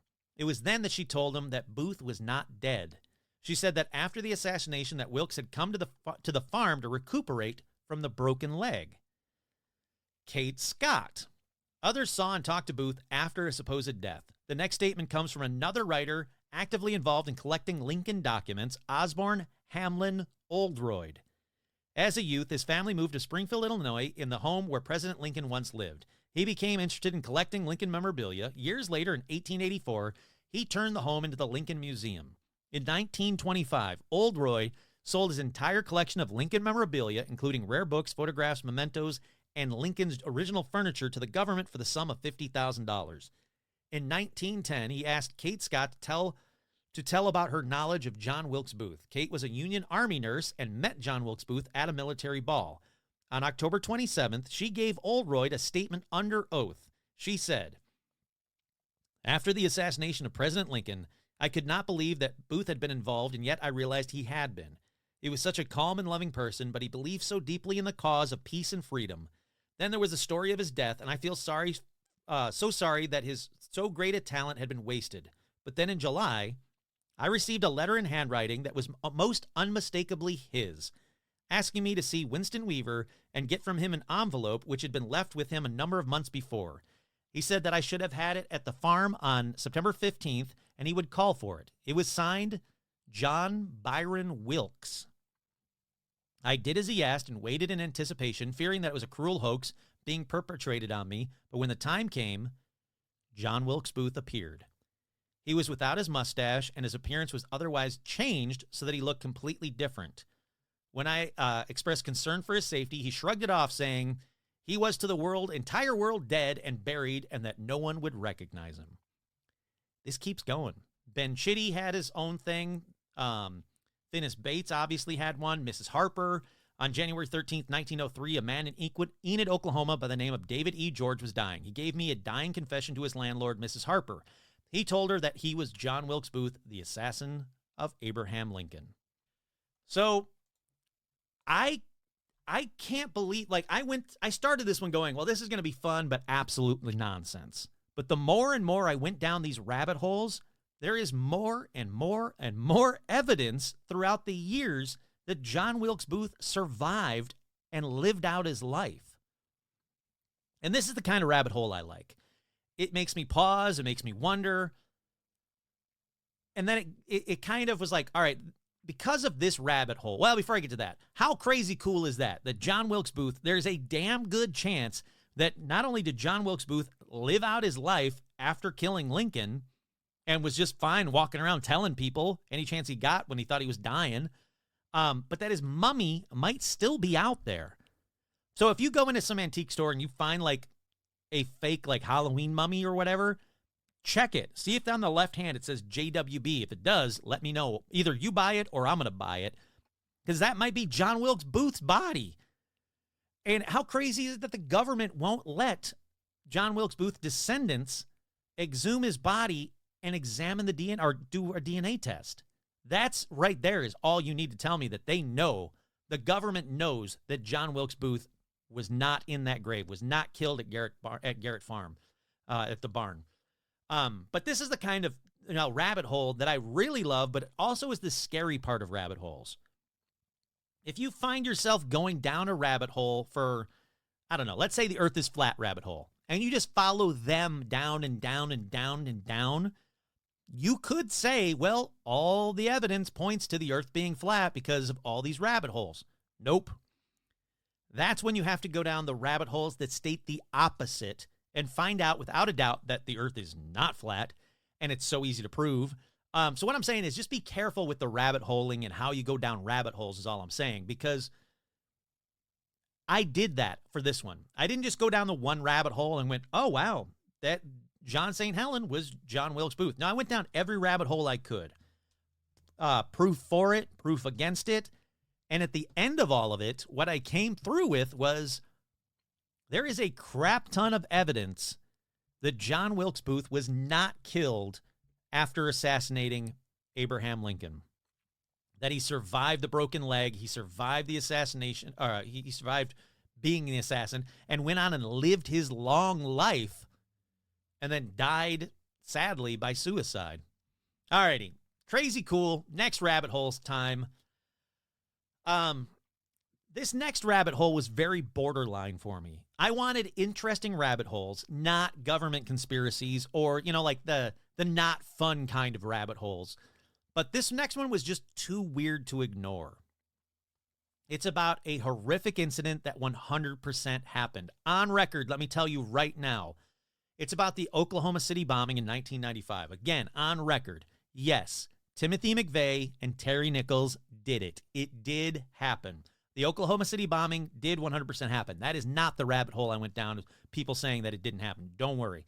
But they killed 168 people. They injured 684, and they destroyed more than 1/3 of the building, which had to be demolished. This is fact, and I won't hear otherwise. The rabbit hole I went down, though, is about an unidentified leg found in the rubble.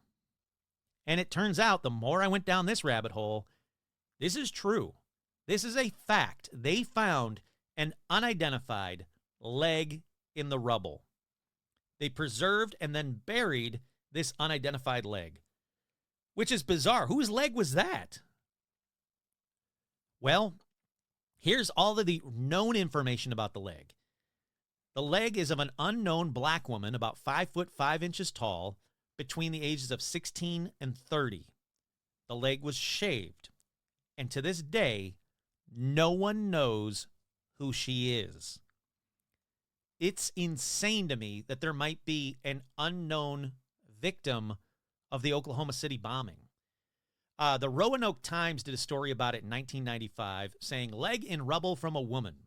The leg found in the rubble of the federal building bombings belongs to an unidentified black woman, the state medical examiner said Wednesday.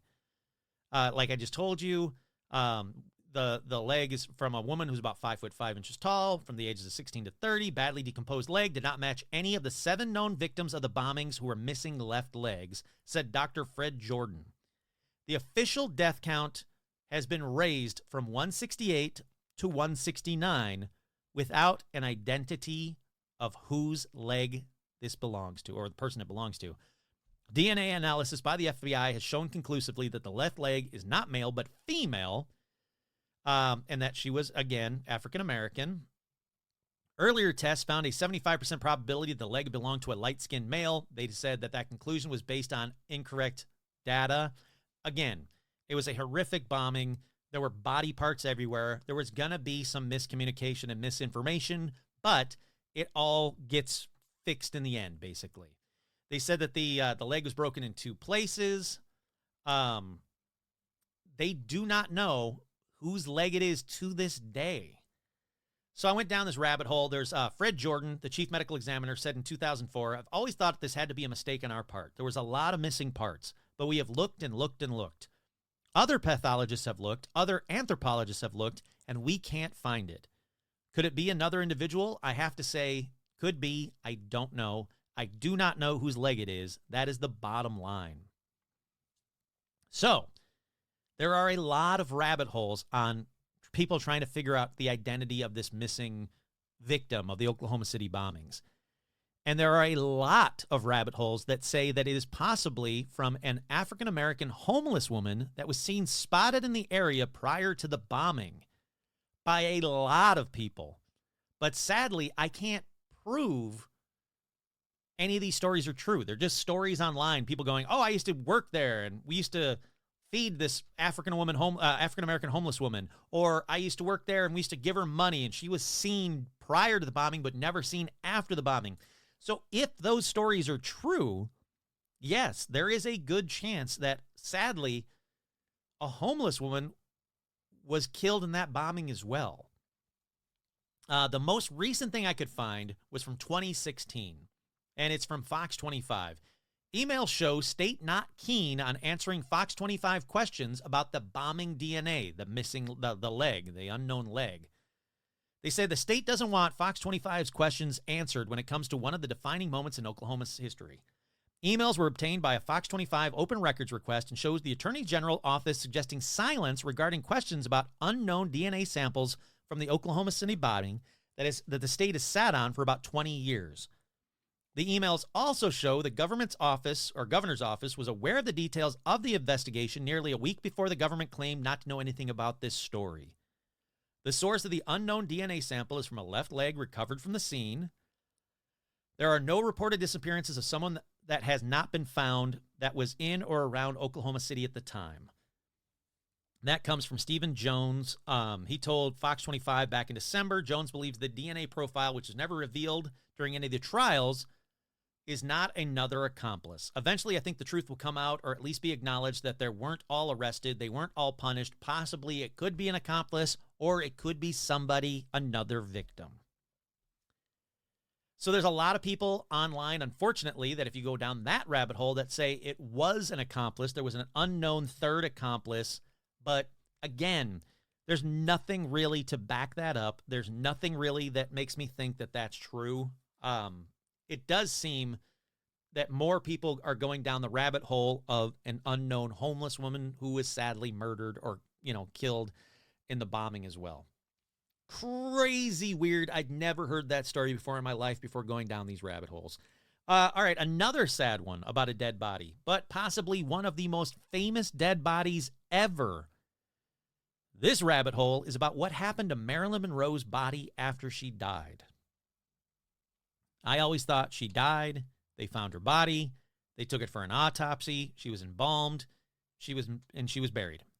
And I've been to her grave, her crypt, whatever you want to call it, her wall burial chamber thingy. But no, Marilyn Monroe, what happened to her body after she passed away? Warning. This one is all theory, but it is pretty messed up. So, trigger warning. This one's triggering. Let's get to the day she died. Approximately 3:30 a.m. on Sunday, August 5th, 1962.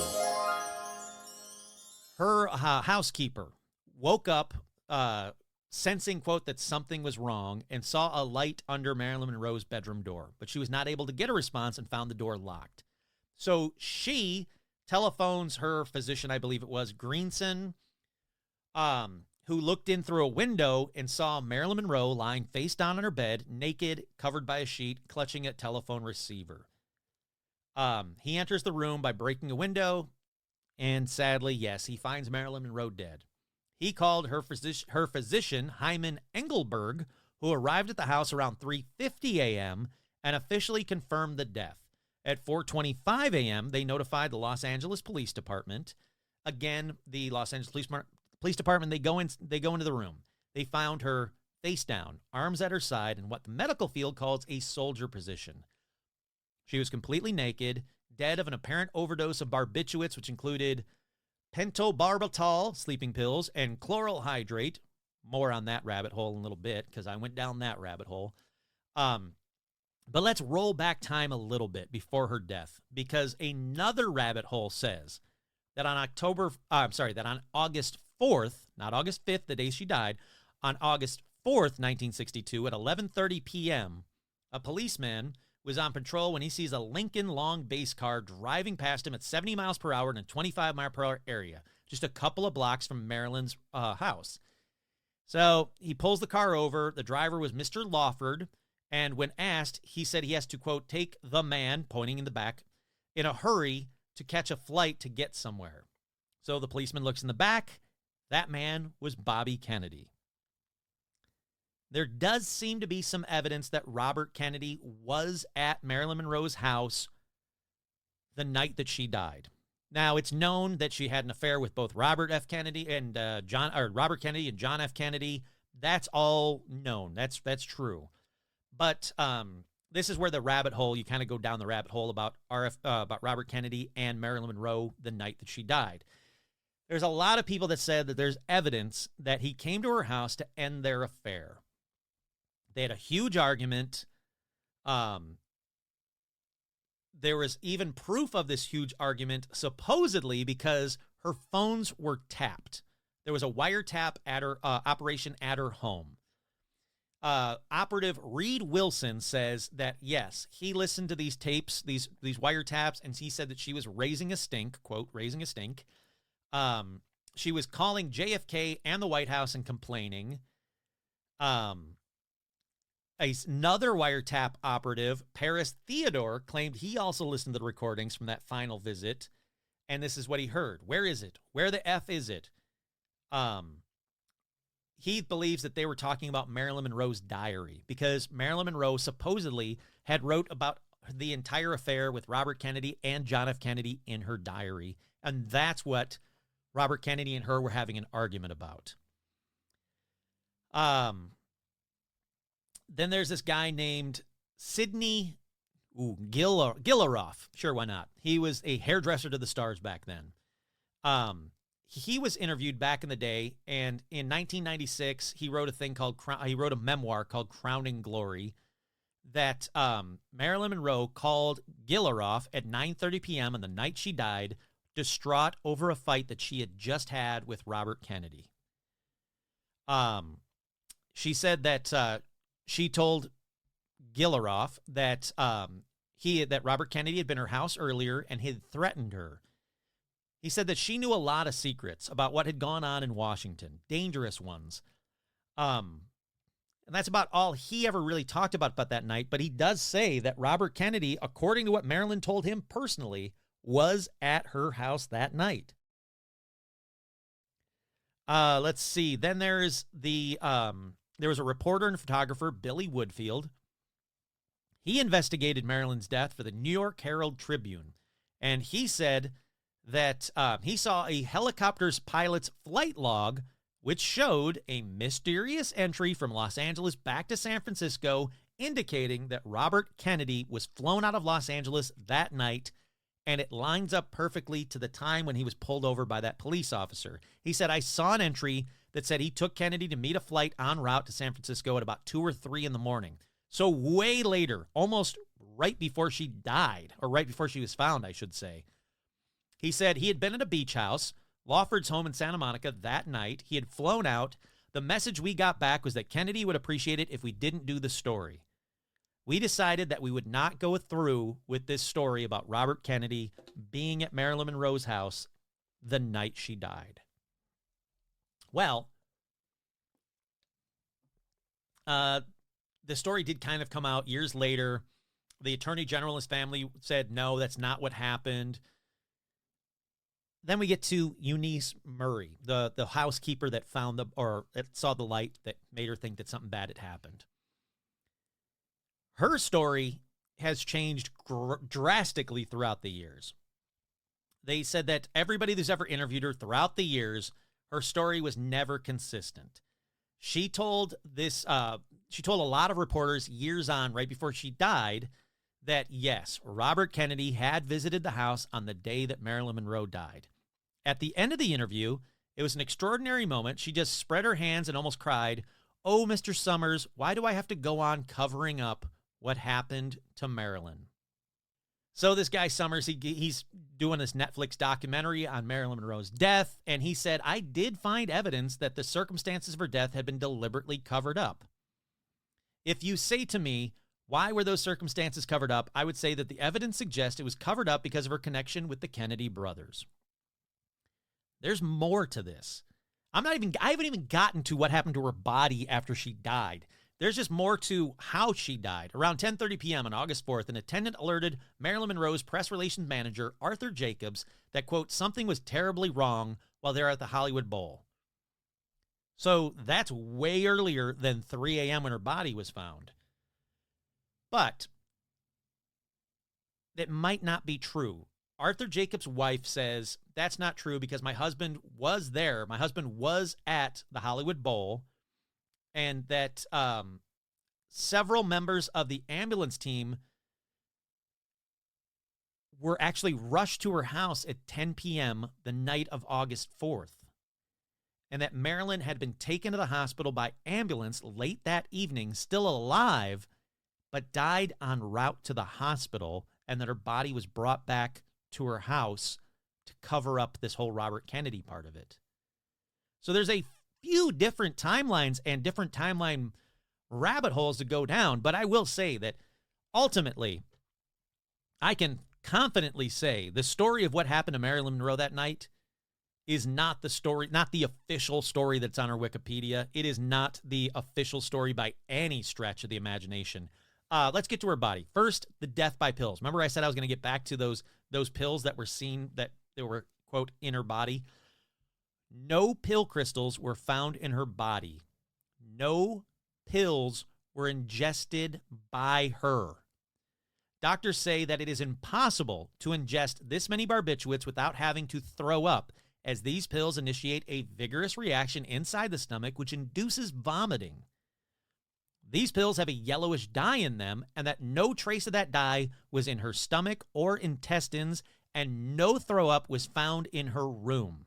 Just her, face down, with her arms by her side, one hand on a phone receiver. There was no evidence of convulsions, nothing that would happen if you would have taken that many pills. And one of the rabbit holes is that she did not die by ingesting these pills. There was no glass of water found by her bedside or in that room at all that she would have had to have used to swallow that many pills, and that all of the police files and interviews conducted after her death have disappeared about the autopsy results and all this fun stuff. There's already a huge red flag on her death. And then there's all these indications that she had had an enema given to her that night. And a lot of the rabbit holes are that the enema was these pills, these barbiturates, that she was basically murdered by enema with all of these pills and barbiturates. A horrific way to go. Let me continue down that rabbit hole. In 1993, biography of Marilyn Monroe, Donald Spotto disputed the previous conspiracy theories, but alleged that Marilyn Monroe's death was, quote, an accidental overdose staged as a suicide. So he agrees with that. She might have started to overdose. They rushed her to the hospital. She dies on the way to the hospital. They bring her body back, pump her body filled through enema with these pills, face down, arms at her side. He goes on to say that Marilyn Monroe's doctors, Greenson, the psychiatrist, and Engelberg, the personal physician, have been trying to stop her abuse of Nembutal? I don't know. In order to monitor her drug use, they agreed to never prescribe her anything without first consulting with each other. But she was able to persuade Engelberg to give Nembutal, whatever it is, to her, and that she took several Nembutals on August 4th, but didn't tell the other doctor, basically, who that doctor, Greenson, prescribed her a chloral hydrate enema, and the combination of these two drugs killed her. So that rabbit hole is slightly different, that it wasn't murder, basically, that it was accidental. One doctor gave her the Nembutal. The other doctor, not knowing this, gave her a chloral hydrate enema. These two combined in her system and ultimately killed her, kind of like a Michael Jackson propofol kind of way.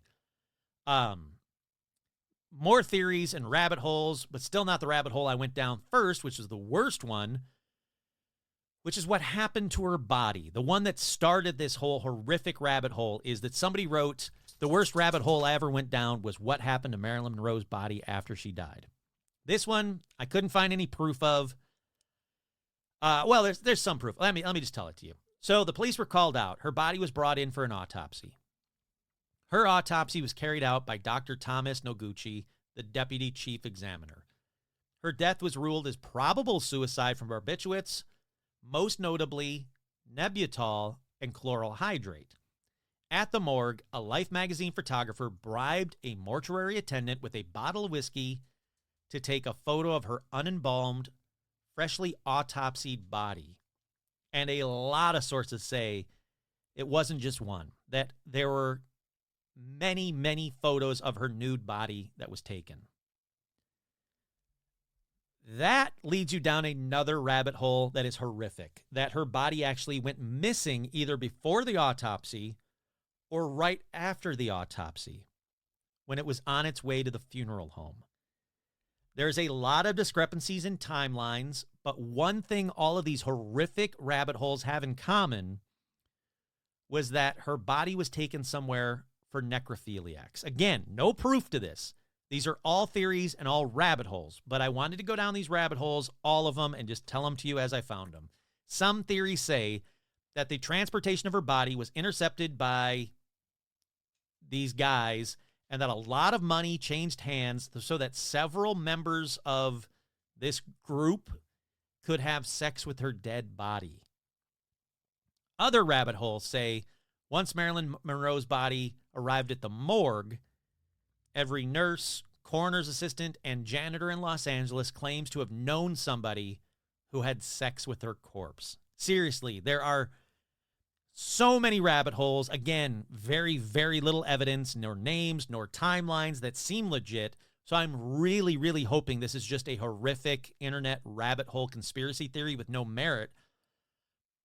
But I will say, I wanted to stop going down that rabbit hole. It's fair to say that, yes, it's true.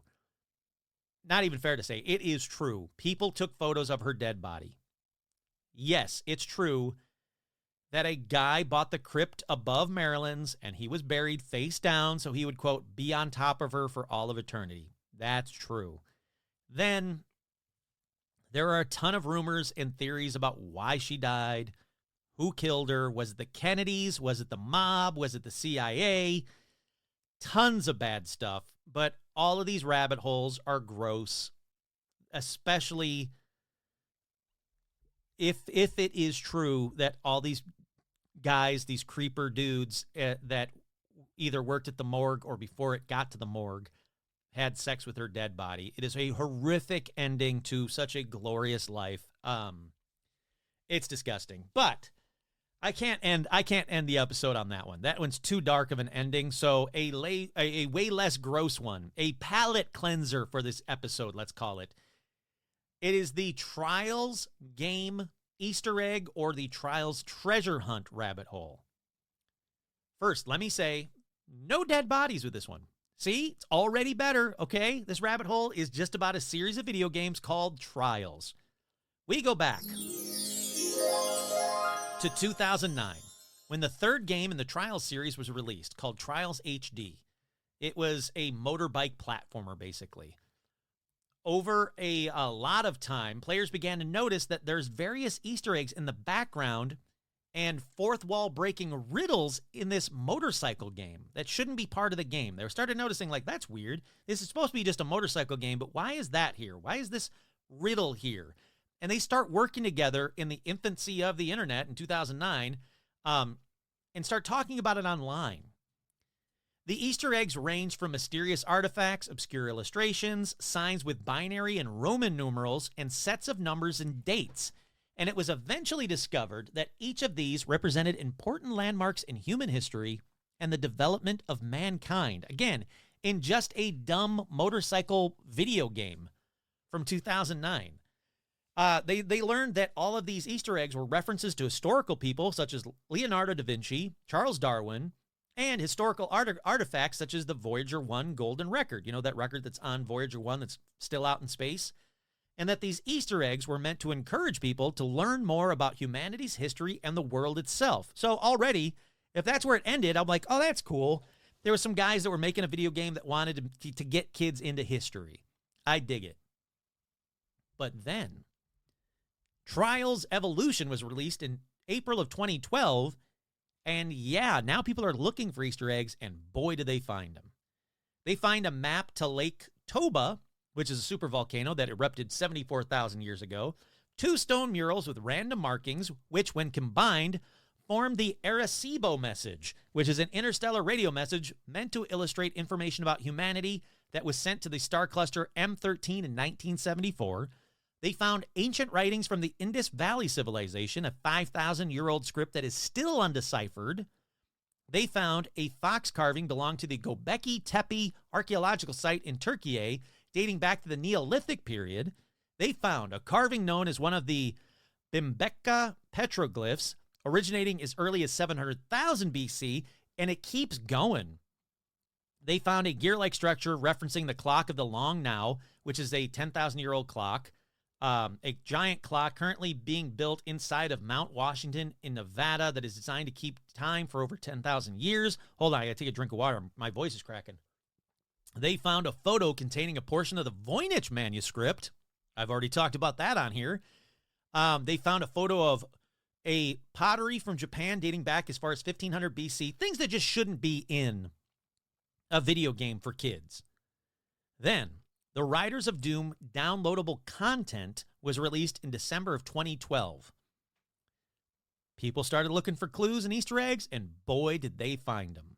They found wooden plaques on the tracks of the game with cryptograms, and I'm going to read this straight through. Actually, no, I'm gonna jump ahead because it's a cryptogram. They do all this fun, weird shit that I can't understand because I'm not smart enough. And they decipher the cryptogram. And it says, in-game music from Zero from the game options. Nature calls with Scorpion. Start and pass first checkpoint. Leap from the rock and stop on the next rock. Push the right stick down, up, down, up, down, up, down, left, right. And it was instructions for what people should do on a specific bike, on a specific level. And when they did, it triggered a hidden song that was played. Players then said they heard lyrics that say, your ears may not catch them. You might have to transform them into visible form. So someone smarter than me went, I know what that means, and they ran that song through a spectral analysis. And it says in Morse code, check song spectra in each song. More clues eventually led them to fixedpatterncodes.com. So they were like, this game is way more than just stupid fun trying to teach kids about history. There's something here. And they went down, they created these rabbit holes and went down these rabbit holes. They said that when they first went to that website, that fixedpatterncodes.com, it was just a single image with a second background image hidden. So they figured out that there was this secret image. They go to Photoshop, they do all these filters, and it revealed a Latin quote from On the Nature of Things, which is a first century poem, which I'm not going to read to you. Following the discovery of the poem, that website remained the exact same for almost a full year until September of 2013, where it displayed a new image every day for 26 days. Each image represented a different scientific discovery throughout history, or a different scientist throughout history. Then, October 9th, 2013, the website was updated to display several of the images in a specific order and a prompt for an answer. Using simple letter substitution that I don't understand, people figured out that it says big freeze with no complete end. So, the website updated one final time to reveal a set of 4 new messages, each one containing a location, instructions, and GPS coordinates to Helsinki, Sydney, Bath, UK, and San Francisco. Nerds! Seriously, go touch a boob. But they didn't go touch a boob. They went down this rabbit hole even further. After all of this, they found keys, 4 keys, and a message that they decoded that says, hold on, I gotta click on this to get to the message. So they find these 4 keys. They decode all this fun messages and funky stuff. In Bath, this guy named Lord Melchett found a small box hidden behind the gravestone of Henry Herbert Hale under the canopy of a tree. In Sydney, Australia, a member Bat Guy retrieved a similar box within a sandstone wall. In San Francisco, member Maurice found another box buried underground. In Helsinki, Red Lynx found another box. In each of these boxes contained a key and a plaque. Inscribed on the plaque was the message, "It seemed like forever ago. The fault in our stars, it seemed like forever ago, like we've had this brief but still infinite forever. Some infinities are bigger than other infinities." Then, on the other side of the plaque, it states, "Midday in year 2113, first Saturday in August, one of these 5 keys will open the box underneath the Eiffel Tower." That's right. The end of this scavenger hunt, this rabbit hole, whatever you want to call it, will end the first Saturday in August, the year 2113, when one of these keys will open a box underneath the Eiffel Tower. This blows me away. We have to wait. After all of this, we have to wait. I have to live till 2113 to find out what's in the box? What's in the box? This is insanely crazy cool. The makers of the video game just are like, "No, I don't know, it's just a motorcycle game. I don't know what you're talking about. Oh, you found a key? That's interesting." Seriously, I watched people playing the game. I would have played that motorcycle game for about 10 minutes, got bored, and played Mario. But no, these people that stuck with it and found and figured out all these weird-ass spectral analysis, Morse code-ish, cryptogram-ish clues, 5 of them have a key. And good on them for getting the keys, but now they have to have sex to have a kid, and they have to force that kid to go to the Eiffel Tower and open a box that might not be all that cool anyway. But can you imagine that that's going to be somebody's inheritance, is one of these keys with instructions to go like, "Your great-grandfather played this game back in the day and found this key, so you got to go to the Eiffel Tower on the first Saturday of August in 2113, and you better have the right key to open up this box, and there better be a box there because it's 100 years from now." That is insane to me that this is happening. This treasure hunt that I never heard about, and you know I love treasure hunts, is going on and will continue to go on until 2113. But get this. Some people on some rabbit holes that say, "I don't think everything's been solved." So there is a big possibility that people smarter than me, perhaps you, can play these games and that there is still a new treasure hunt still waiting to be figured out in these games. So if you understood any of the figuring out clue stuff that I talked about or didn't talk about, you go down these rabbit holes, this treasure hunt might be for you too. We might not have to wait till 2113 completely. That might only be part of this treasure hunt. I don't know. With that, let's call this the furthest down the rabbit hole we're going to go on this episode.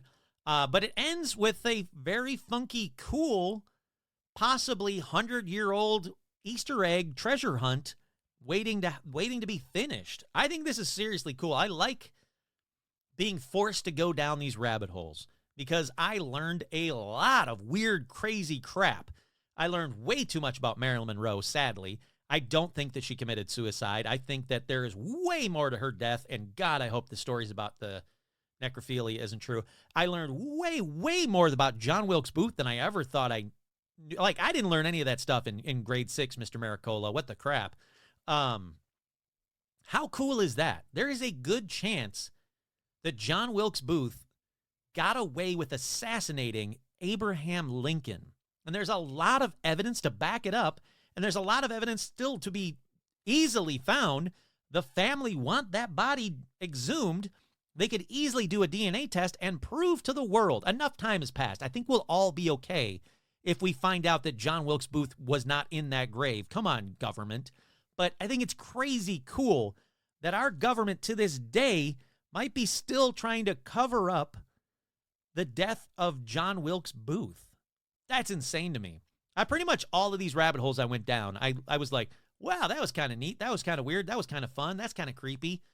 Lots of weird rabbit holes and many, many more. Trust me, a lot more that I found for a future episode, possibly for the 300th episode. I don't know.